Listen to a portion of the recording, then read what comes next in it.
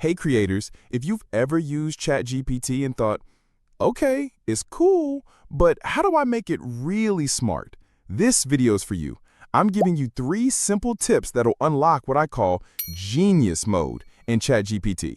Whether you're a content creator, writer, or just curious, these tips will take your prompts from average to insanely effective. Let's go. Tip number 1, give ChatGPT a role and clear context. ChatGPT gets smarter when it knows who it's supposed to be. Instead of saying, write me a video script, try this.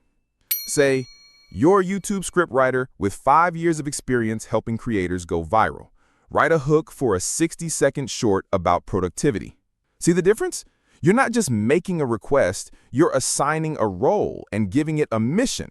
That's genius mode. Tip number 2, use examples or starter lines. Want specific results? Feed it a style sample.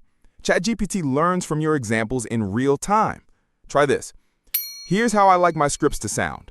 What if I told you, use this tone to rewrite my intro? Boom. Now it mimics your style, your voice, your vibe. This is how pros keep it consistent and personal. Pro tip, the more it sees, the better it gets.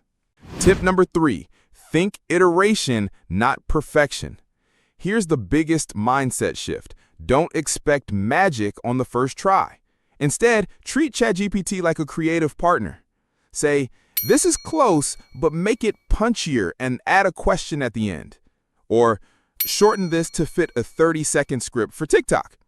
You're shaping the genius with it, not waiting for perfection. That's where the real power is.